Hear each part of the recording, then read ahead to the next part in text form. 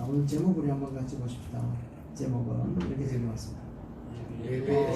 시작. 예배에 승리하실 수 있게 되기를 주 이름으로 축원합니다. 왜냐하면 예배만큼 중요한 것이 없기 때문에 그래요. 하나님께서 태초에 천지를 창조하시고 난 다음에 동산 중앙에 선악을 알게 하는 나무를 심어 놓으시고 하시는 말씀이 야 너 그거 먹으면 죽는데 라고 이야기했잖아요. 그런데 진짜 아담과 하와가 죽나 안 죽나 한번 보자 싶어서 먹어버렸어요. 그래서 죄라고 하는 것이 탁 침투에 들어와서 이 사람들이 더 이상 에덴 동산에 살 수가 없어서 에덴에서 쫓겨나왔잖아요. 쫓겨나와서 그들 가운데 이 아담이 아들을 낳았는데 그 아들 이름이 뭡니까? 가인이었고 또 둘째가 아벨이었죠.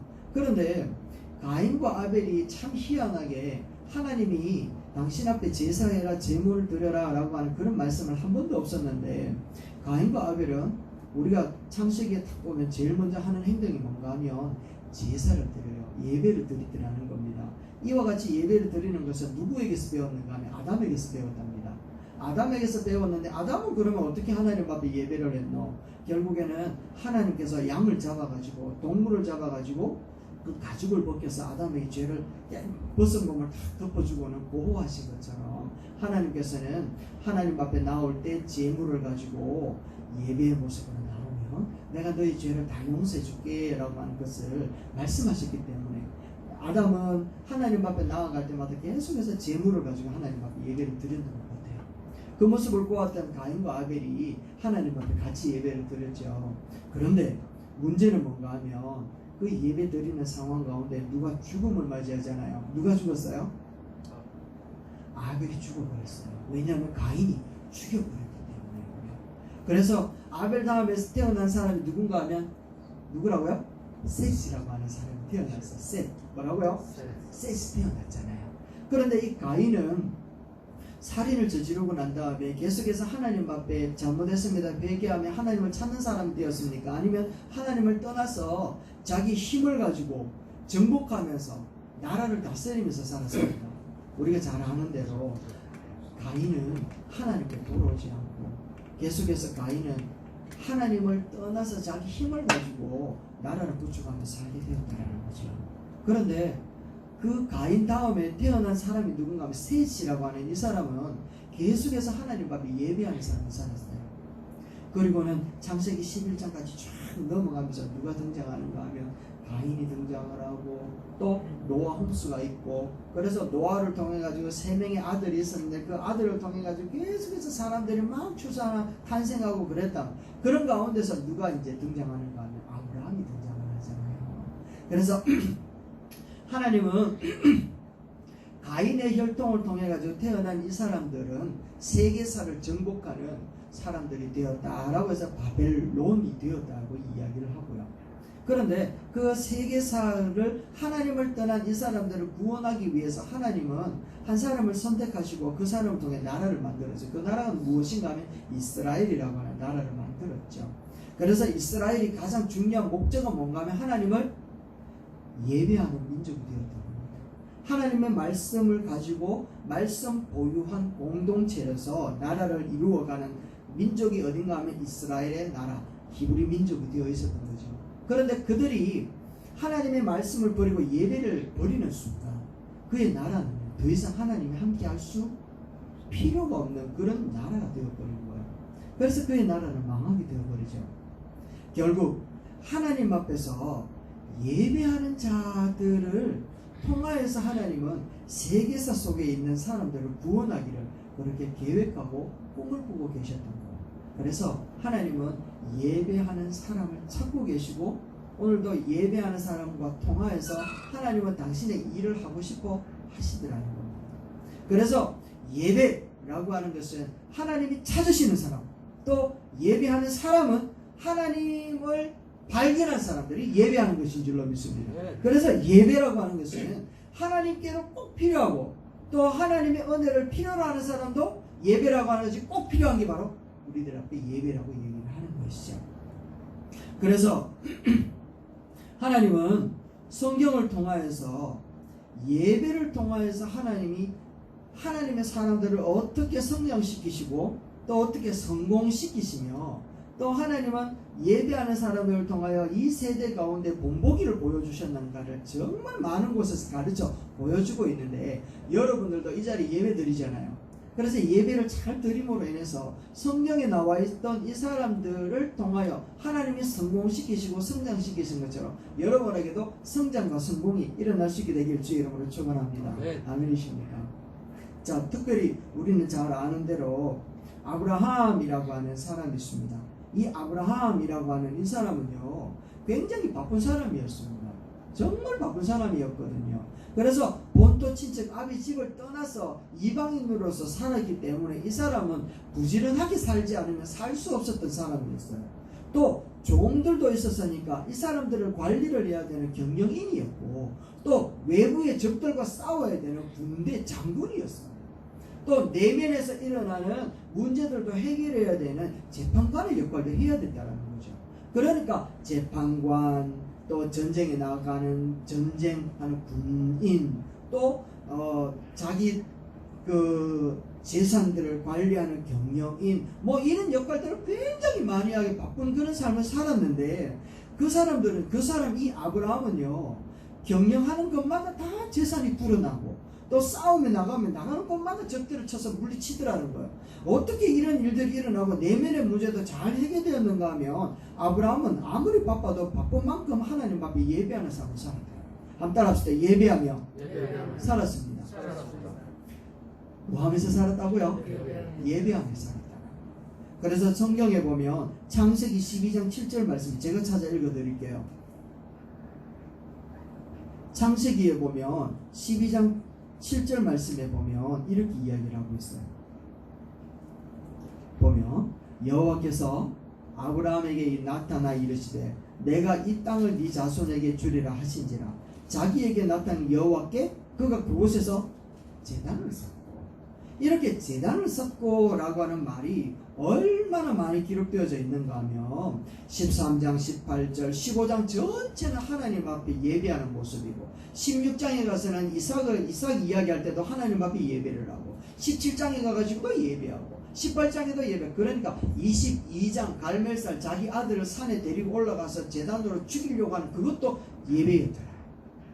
그러니까 아브라함은요, 눈코 뜰 새 없이 바쁜 와중에서도 눈코 뜰 새 없이 예배했더라. 그러니까 하나님께서는 예배에 집중되어 있었던 이 아브라함을 그냥 두지 않았다는 거죠. 예배를 통하여서 말씀하시고, 예배를 통하여서 갈 길을 가르쳐 주시고, 예배를 통하여 하나님께서 하실 일도 보여주셨던 겁니다. 그런데 이걸 누가 배웠는가 하면 이삭이 배웠대요.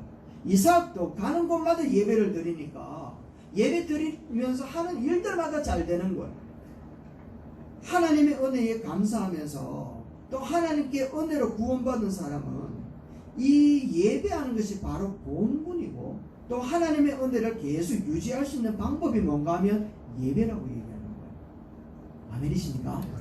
아멘 나올 법한데 지금 다 졸다가 언제 해야 될지 놓쳤거든요. 구원받은 성도들의 본분은 예배인 줄로 믿습니다. 아멘. 뻑뻑거리면 지나갑니다. 큰일 납니다. 자, 반면에 예배가 중심이 되지 못한 사람의 삶의 모습들도 보여주는데, 야곱의 형님 에서가 있잖아요. 이 에서는 성공한 사업가였습니다. 뿐만 아니라 유능하였고 사람들에게 정말 모범이 되었던 사람인데, 그런데 이 사람 에서는요, 하나님 앞에 예배했다는 말이 한 번도 안 나와. 그러니까 성공을 했는데 하나님 앞에 성공한 못난이었다. 결국에 하나님의 축복의 반열에 오르지 못한 사람이었다. 당대로 끝나버렸다는 걸 이야기하는 거예요. 여러분, 가나안 땅의 싸움 대장이라면 누구입니까? 그렇죠, 여호수아죠. 맞습니까? 제가 아는 사람 맞습니까? 여호수아입니다. 여호수아. 자, 이 여호수아가 어느 지파의 어느 혈통인가 하면 에브라임이, 한번 따라 에브라임 시작. 에브라임 지파였어요. 그래서 가나안 땅을 딱 점령해서 들어가서 제일 첫 번째 땅을 정복해서 어느 사람에게 주었는가 하면 에브라임. 그러니까 여호수아도 팔이 안으로 굽었는가 봐요. 그래서 제가 아버지한테 먼저 땅을 줬어. 그래서 에브라임 사람들이 땅을 딱 중간을 딱 차지했거든요. 그리고 난 다음에 남쪽으로 아론, 그래 함께했던 여호수아와 갈렙 같은 이 사람한테 다 이렇게 또 주는 거예요. 유다 땅 주고. 그러고 난 다음에 나머지 땅 북쪽으로 이렇게 주는 거예요. 그런데 참 희한한 게 하나님의 법궤를 가지고 와가지고 성막을 어디에다가 다 정착을 시켰는가 하면 에브라임 땅 실로에다가 정착을 시켰거든요. 그런데 가나안 땅을 정복을 한 여호수아의 아버지의 혈통 에브라임 지파가 하나님 앞에 성막 위에 있는 실로에 가서 제사와 예배를 잘 드리며 이스라엘이라고 하는 나라가 하나님이 함께 해가지고 온갖 적들을 다 물리쳤는데 에브라임 지파가 하나님 앞에 예배를 잘못 드리니까 온갖 적군들이 들어와가지고 이스라엘 백성들을 다 멸망시키는데 앞장서더라는 거예요.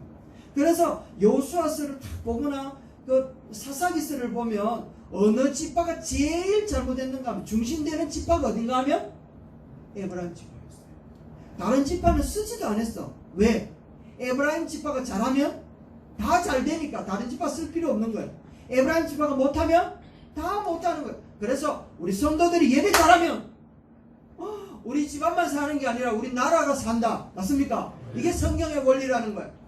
우리 성지교회가 예배 잘 드리면 구하학교가 사는 줄 믿습니다. 우리 성지교회가 예배 잘못 드리면 대연동 일대는 작살나는 거예요. 얼마나 우리가 자부심 있게끔 예배해야 되고 우리 프라이드를 가져야 되는 거예요. 맞습니까? 아멘 해야 됩니다. 그렇단 말이에요.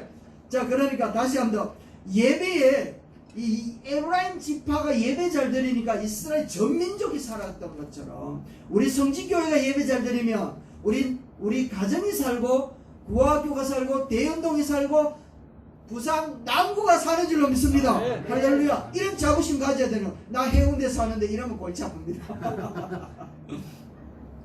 여러분 한 주일만 예배 안 드려보세요.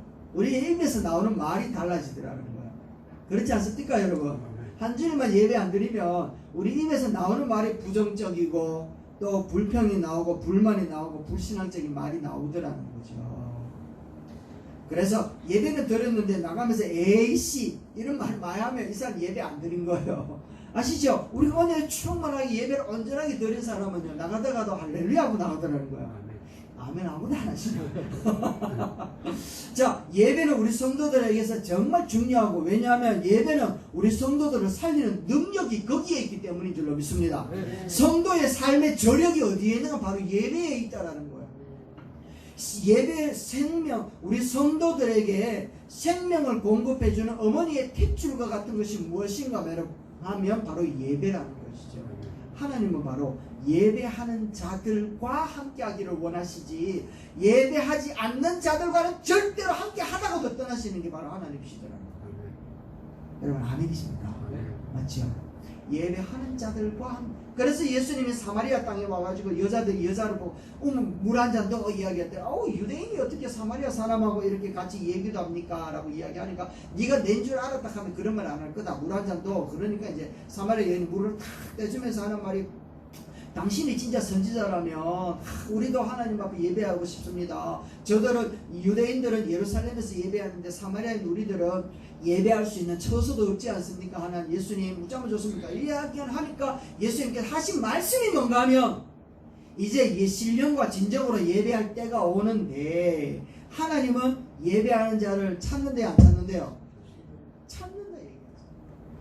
이스라엘 백성들 400년 동안 사마리아 너희들은 피가 섞였으니까 예루살렘에 오지 말고 너희들끼리 저주받은 백성으로 살아 라고 판정을 하고 그렇게 대하면서 살았던 유대인들이었는데 유대인들이 그렇게 하나님 앞에 율법을 지키고 예배를 지키고 하루에 3번씩 기도하는 그런 사람들이었음에도 불구하고 예수님과 오셨을 때에는 예배하는 자를 찾는다. 예배하는 자 있었대요 없었대요? 없었다 얘기하는 거죠. 그러니까 나라 꼴이 어떻게 됐겠습니까 여러분? 엉망진창이었다. 그런데 예수님께서 그런 상황 가운데 딱 오셔가지고 당신이 부활하심으로 예배하는 모든 자들 가운데 성령을 주심으로 그 성령을 받은 자들이 가는 곳마다 교회가 형성되어지고 가는 곳마다 복음의 역사가 나타나고 어둠의 세력이 물러가더라는 거죠. 할렐루야. 이런 역사들이 예배하는 자들 가운데에 성령 임재함으로 나타나더라는 거죠. 그래서 예배를 말할 때 바울은 오늘 우리들에게 뭐라고 이야기하는가 하면 로마서 12장 1절 말씀에 이렇게 이야기를 하는 거예요. 한번 읽어봅시다. 시작. 그러므로 형제들아 내가 하나님의 모든 자비하심으로 너희를 구원한다 라고 이야기합니다.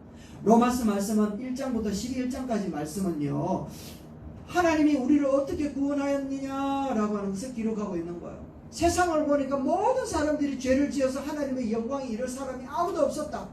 저들은 이제 죄와 허물로 다 죽을 수밖에 없는 자들이었다. 그런데 그들을 하나님이 너무 사랑하셔서 예수님께서 저들에게 보내어서 예수 그리스도의 십자가에 못 박아 죽이시면서 저들 모든 믿는 자들을 구원하기를 기뻐하셨다라고 하면서 죄와 사망으로 죽어 있었던, 하나님을 찾지 못하고 불의에 다 얽매여 살아가고 있는 저들을 하나님께서 이렇게 구원하셨다라고 하는 내용이 1장부터 11장까지의 내용이라는 거예요. 그래서 1장까지 11장까지 말씀에 하나님이 이렇게 구원하셨다 그러면서 12장에 딱 시작할 때 뭐라고 시작하는가 하면 그러므로 라고 이야기해요. 그래서 이 그러므로 라고 하는 말은 1장부터 11장까지의 모든 내용들이 다 함축되어져 있는 정말 귀한 단어가 바로 그러므로라는 거죠. 자, 그러면 하나님 앞에 구원함을 받은 자들이 그러므로 라고 이야기를 할 때 이 말은 결국에는 어떻게 살아야 할 것인가 라고 하는 것을 이야기하고 싶었던 거예요.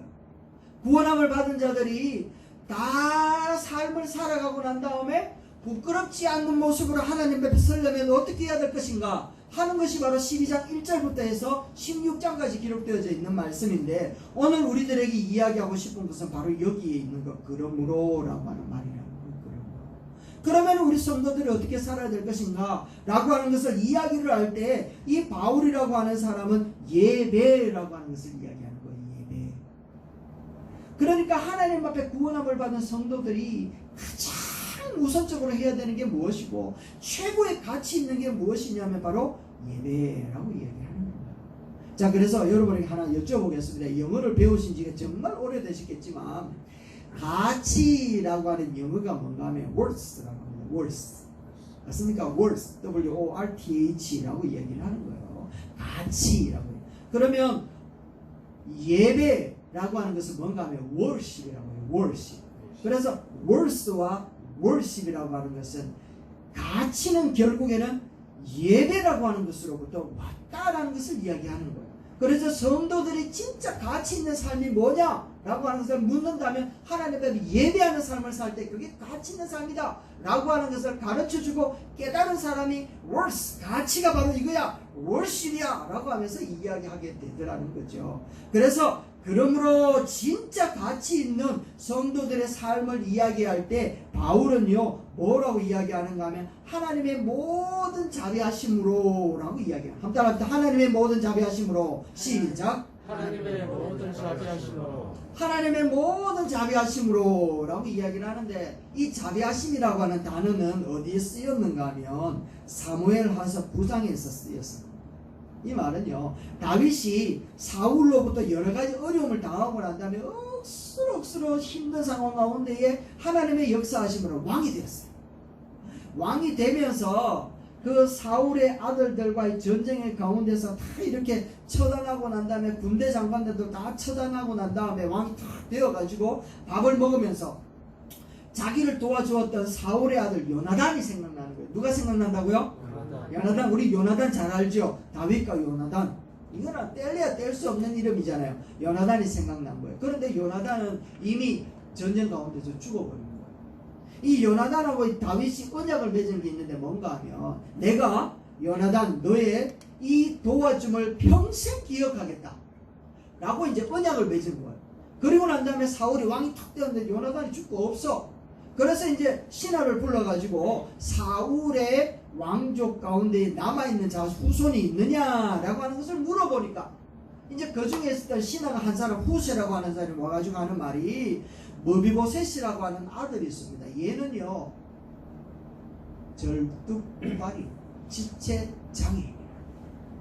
그러니까 인간적으로 봤을 때도 멸시를 당하고 무시를 당하고, 사울 왕이 다윗을 죽이려고 했으니까 다윗이 왕이 되었을 때 그의 가족들은 이제 능지처참을 시켜도 모자랄 정도로 정말 위기 상황 가운데 있었던 사람이 누군가 하면 머비보셋. 죽여버려라 라고 하는 말을 들어도 누구 하나 이야기하거나 잘못됐다고 이야기할 수 없는 그런 상황에 있었던 머비보셋. 그 사람이 있다는 이야기를 듣고 다윗이 불러들인 거예요. 머비보셋을 오게 해라 라고 하면서 머비보셋이 이제 죽었다가 달달달달 떨면서 아주 거짓골을 해가지고 왕 앞에 탁 엎드린 거야. 탁 엎드려 있을 때 이제 다윗이 하는 말이, 야, 내가 아버지 요나단하고 내가 언약 맺은 게 있다. 그래서 사울이라고 하는 왕이 가지고 있었던 모든 재산을 너에게 주겠다 하면서 그 거지 같은 머비보셋에게 사울 왕이 가졌던 재산을 다 주는 거. 뿐만 아니라 지금부터 앞으로 네가 죽을 때까지 지금 왕인 다윗 나와 함께 식탁에서 먹을 것이다 라고 하면서 허락해 주는 거예요. 그러니까 이 머비보셋은요, 정말 죽어도 여한이 없는 이 개같은 나같은 인생을 어떻게 이렇게 선대하십니까 하면서 나온 말이 무엇인가 하면, 죽은 개같은 나를 돌아보시나이까 라고 하는 말을 했거든요. 이때 나온 말이 뭔가 하면 모든 자비하심이랍니다. 이때 나온 말이 모든 자비하심. 어떻게 당신의 그렇게 큰 자비로서 죽은 개 같은 나를 이렇게 보호하고 은혜를 베풀어 주십니까? 라고 하는 말이 바로 여기에 나오는데, 이것은 오늘 우리들로 다시 이야기를 하면 정말 허물과, 에베소서 2장 1절 말씀과 뒤에 보면 허물과 죄로 죽었던 머비보셋과 같이 오늘 우리들에게 어떻게 긍휼이 풍성하신 하나님이 죽은 우리를 그리스도와 함께 살리셔서 허물과 죄로 맑게 죽여버리지 아니하고 오히려 예수 그리스도와 같은 신분으로, 자녀의 신분으로 올리시고 하나님과 더불어서 먹고 마실 수 있는 자리로 오늘 우리를 세우셨습니까? 하는 말이 바로 머비보셋이 다윗에게 이야기한 것처럼 오늘 우리 성도들이 하나님께로 고백하는 이런 고백을 가진 자들에게 바울이 하는 말이, 하나님의 모든 자비하심으로 여러분에게 권합니다. 그래서 구원함을 받은 우리들이 어떻게 죽은 개 같은 나에게 당신이 그렇게 크신 은혜로 나에게 은혜를 베푸시나이까? 무엇이든지 말씀하옵소서, 하명하옵소서, 종이 듣겠나이다 하면서 팍 엎드려져 있는 이 상태에 내가 너희에게 권한다 라고 하는 뜻을 갖고 있는 게 바로 하나님의 모든 자비하심으로 너희에게 명한다, 이런 뜻이거든요. 그랬을 때 뭐라고 이야기하는가 하면 12장 1절 말씀에 다시 한번 이야기하기를, 너희 몸을 하나님이 기뻐하는 거룩한 산제물로 드려라 라고 얘기합니다. 이 말을 들었을 때 어떤 기분이 들었을까요, 여러분? 머비보셋에게 권한과 모든 지위를 회복시켜 놓고 하는 말이, 너 산제물로 드려야 돼 라고 이야기합니다. 우리 심정에서, 머비보셋 심정에서 뭐라고 이야기하고 아멘 할렐루야 하지 않겠습니까, 여러분? 이미 죽은 개 같은 우리인데 은혜를 그렇게 베풀고 맞았는데 우리들의 삶에 너 해야 될 게 바로 이거야. 산제물로 드려. 이게 영적 예배야 라고. 그러면 산제물이 뭐냐라는, 산제물. 여러분, 제물은 죽은 거예요, 산 거예요? 제물은 살아있으면 절대로 제물이 안 돼요. 왜냐하면 제물을 가지고 오는 죄인이 자기의 죄를 이 제물에다가 다 이렇게 이전시켜 놓고 말입니다, 이 제물을 죽여버려야 돼요. 죽여버려요. 왜냐하면 죄의 싹은 뭐라고요? 사망이거든. 그러니까 나의 죄값을 이 제물의 생명으로 샀다라는 것을 이야기하는 거예요. 그래서 이 제물을 살아있으면 절대로 제물이 안 돼. 이 제물은 진짜 반드시 죽어야 나의 죄가 없어지거든요. 그런데 오늘 예배할 때 여러분 제물 갖고 왔습니까? 나의 죄를 대신하여 죽을 제물 갖고 왔냐라고 묻는다면 여러분 뭐라 대답하실랍니까? 대답하면 안 됩니다. 다 틀린 말이기 때문에 대답 안 하셔도 됩니다. 제물 대신 우리들이 하나님 앞에 날마다 우리의 죄를 용서해달라고 우리의 죄값인 이 제물의 생명을 하나님 앞에 드려야 되는 삶을 살아야 되는 우리들이지만, 우리 인류의 모든 죄값을 대신하신 분이 계셨는데 그분이 누군가 하면 바로 예수 그리스도. 할렐루야. 네. 예수 그리스도였다라는 거예요. 이 예수님이 제물이 되셔가지고 당신이 죽으심으로 오늘 모든 믿는 자들의 모든 죄들을 싹 씻어주셨던 거예요. 이게 바로 요한복음 1장 29절에 나오는 말이거든요. 한번 보실래요? 예수께서 자기에게 나오심을 보고 이르시되, 같이 읽어봅시다. 보라, 시작. 보라, 세상 죄를 지고 가는 하나님의 어린 양이로다. 할렐루야. 세상 죄를 지고 가셨던 예수님이 십자가에 죽어버려야 우리 세상의 죄가 다 소멸되어지는 그 사이클을 하나님이 만들어 놓으셨기 때문에 예수님을 죽이지 않으면 할 수가 없었던 거예요. 그래서 예수님이 죽이심으로 세상의 죄는 어떻게 되었다? 사라지고 없어진 거예요. 그래서 오늘 우리들은 죄물 갖고 올 이유가 없는 거예요. 누구만 데리고 오면 돼? 예수 그리스도를 믿음으로 모시고 오면 된다는 거죠. 할렐루야. 이렇게 만들어 놓으셨다라는 거예요. 우리들의 영원한 제물 대신 예수 그리스도. 그렇기 때문에 우리는 죽은 제물이 될 필요 없어. 산 제물로서 살면 된다라는 것을 이야기하고 있다는 거죠. 그런데 세상은 아직도 예수님의 희생과 인류의 모든 죄를 해결했다는 사실을 알아요? 몰라요?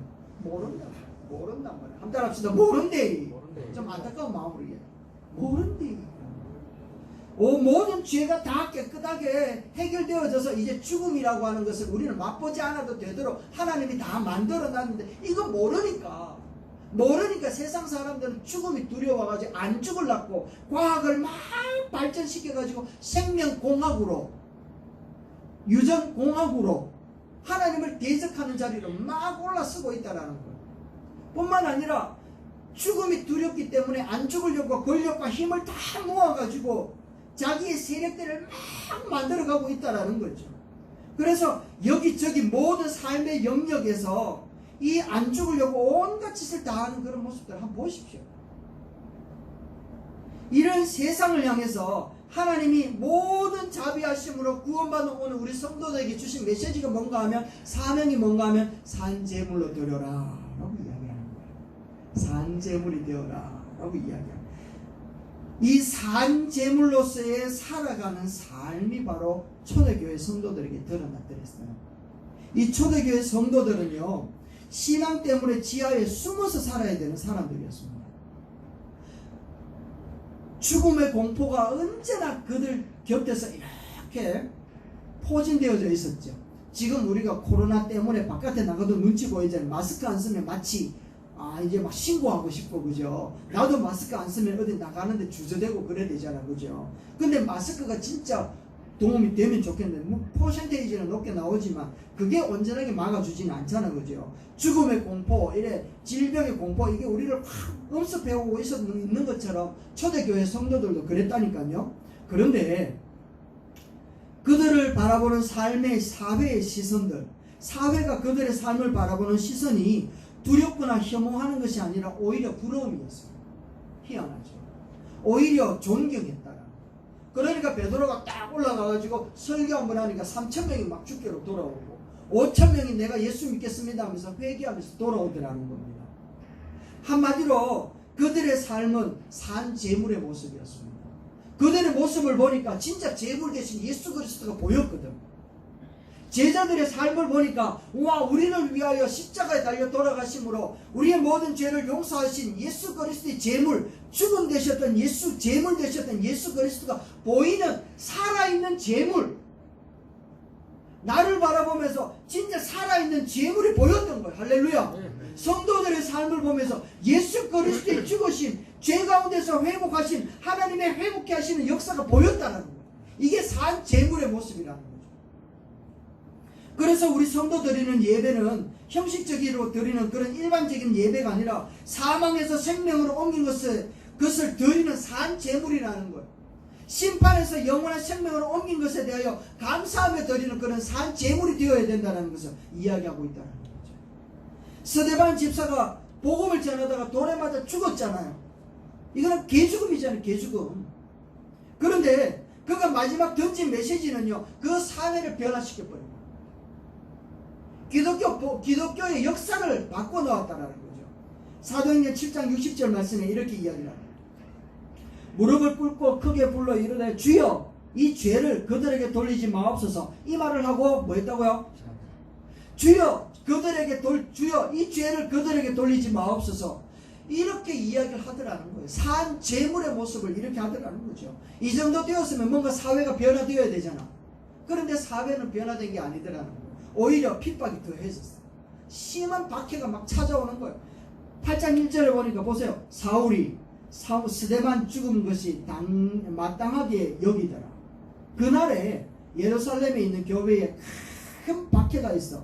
사도 외에는 다 유대와 사마리아 모든 땅으로 어떻게 됐대요? 다 흩어져 버렸다. 교회가 박살이 나 버린 거야. 스데반 때문에. 야, 스데반이 좀 조용하지? 이랬으면 얼마나 좋겠노, 그죠? 그런데요, 이 다음에 더 큰 역사가 나타납니다.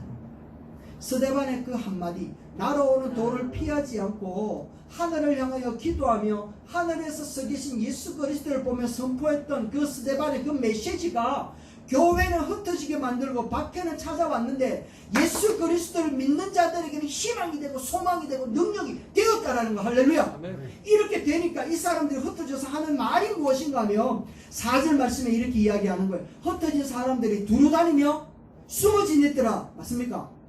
흩어진 사람들이 두루다니며 복음을 버렸더라. 맞습니까? 믿음을 버렸더라가 아니라 오히려 복음의 말씀을 전할세라고 이야기하는 거예요. 복음의 말씀을 전하며 다녔다라는 거예요. 핍박 때문에, 스데반의 죽음 때문에 어려움이 찾아왔는데 그들은 흩어지면서 복음을 전하는데 가는 곳곳마다 교회를 세우고요, 가는 곳곳마다 선교하기 시작을 했다는 거죠. 이게 바로 기독교 역사의 한 획을 긋는 놀라운 변화의 모습을 나타낸 거죠. 산 제물의 모습을 보여준 거죠. 여러분, 산 제물이라는 것이 예배 잘 드리자 이게 아니더라는 거예요. 삶 속에서 내가 은혜 받은 자로서, 구원함을 받은 자로서 이 땅에서 호흡하며 살아가는 나의 모든 삶의 모습들 속에 안 믿는 자들이 바라보면 진짜 죽은 우리의 모든 허물과 죄를 위하여 죽으신 예수 그리스도가 보이는 삶, 그게 바로 산 제물이라는 거예요. 여러분, 제물은 살아있으면 안 되잖아요. 죽으신 예수 그리스도가 살아있는 나를 통하여 보여야 돼요. 그래서 산 제물로 드리려면 어떻게 해야 되는가? 뒤에 많지만 하나만 이야기하고 마치겠습니다. 뭐 다른 거 다 기억 못하실 거니까 하나만 이야기하고 말씀드리겠습니다. 로마서 12장 2절 말씀에 우리 성도들이 산 제물로 드리려면 그러면 어떻게 해야 될 것인가? 우리 성도들이 산 제물이 될 때 세상은 변하게 될 줄로 믿습니다. 네. 아멘이죠. 하나님의 심판이 임하였다가도 생명의 구원의 방주를 우리 가운데 허락하여 주실 줄로 믿습니다. 네. 그게 바로 12장 2절 말씀에서 우리에게 말하고 있는데 이 말씀이라는 거예요. 너희는 이 세대를 어떻게 하라고요? 본받지 말래, 따르지 말라 얘기해요.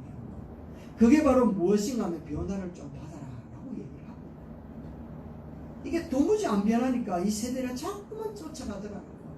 그래서 이 세대를 좀 쫓아가지 않으려면 변화를 받아요.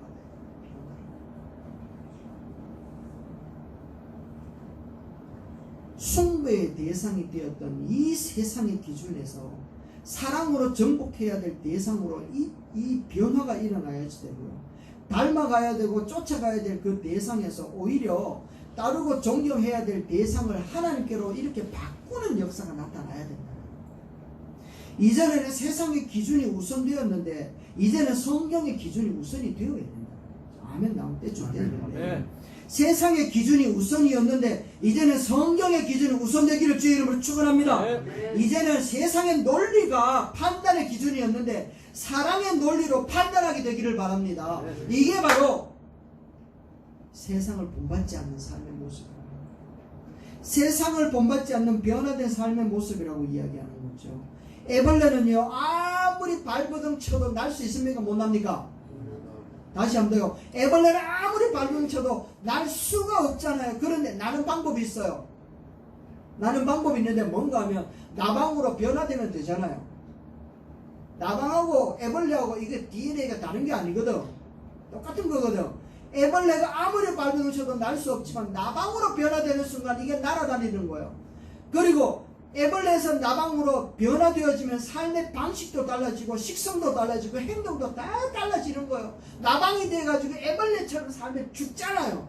그런데 오늘 우리들은 예수 그리스도를 믿고 구원받은 백성이 되었음에도 불구하고 자꾸만 애벌레의 모습으로 살아가려고, 세상에 애굽이 좋아가지고 자꾸만 그곳으로 돌아가려고 애를 쓰고 기를 쓰고 노력을 하고 땀을 흘리고 몸부림을 치고 있으니까 우리가 나방처럼 날 수가 없다라는 거예요. 여러분, 산 제물이 되어라. 하나님의 모든 자비와 하심을 너희가 받았다면 산 제물이 되어라. 산 제물이 되려면 변화를 받아야 되지 않겠느냐. 세상을 따라가지 아니하는 변화를 받아야 되지 않겠느냐. 변화를 받아야 주님과 함께 날아갈 수가 있고 성령의 능력으로 이 세대를 살아갈 수 있다라고 이야기를 하고 있다라는 거죠. 그렇다면 세상을 본받지 않고 변화되어진 삶의 우선순위가 어디에 있는가 하면 하나님이 기뻐하시는 게 뭘까? 하나님의 선하신 방향이 뭘까? 하나님이 온전하게 하신 게 뭘까? 이게 우선순위가 된다라는 거예요. 할렐루야. 우리의 삶의 모습이 이렇게 변화되기를 주의 이름으로 축원합니다. 산 제물은 다른 게 아니다 말이죠. 하나님의 선한 게 뭘까? 하나님이 기뻐하시는 게 뭘까? 하나님이 온전하게 하시는 게 뭘까? 예수님이라면 어떻게 하셨을까? 라고 하는 이 생각이 오늘 우리를 다 사로잡고 우리의 마음이 변화를 받아서 세상의 기준이 아니라 내 안에 말씀하시는 성령을 기준 삼아 살아갈 때 이게 산 제물이 되는 줄로 믿습니다. 그랬을 때 우리 안에 우리를 위하여 죽으신 그러나 부활하신 제물 되신 예수 그리스도가 이 세대 가운데 생명을 주고 심판에서 생명으로 옮기는 놀라운 역사를 우리 성도들이 예배할 때 일어나게 될 줄로 믿습니다. 아멘. 결론입니다. 예배는 구원받은 성도들의 탯줄. 그래서 하늘과 연결되어진 생명의 탯줄이 바로 예배라. 생명의 탯줄과 연결된 성도들의 예배는 세상에 하나님의 구원을 나타내는 능력입니다. 오늘 우리들이 세상의 유행을 따르지 않고 그것을 부러워하는 자들이 아니라 예수 그리스도의 사랑과 희생을 본받아서 하늘을 기준 삼고 하나님이 기뻐하시고 선하시고 온전한 뜻이 무엇인지 늘 되새기고 오늘도 한 걸음씩 한 걸음씩 살아가는 그 삶이 바로 영적 예배요 산 제물이 되며 이 땅에 하나님의 축복이 다시 한번 오게끔 하는 마중물의 모습으로 살아가는 우리 성도님들이 되시기를 주의 이름으로 축원합니다. 살아서 역사하신 하나님 고맙습니다. 이 세대가 참 어렵고 힘들게 살아가고 있음을 보게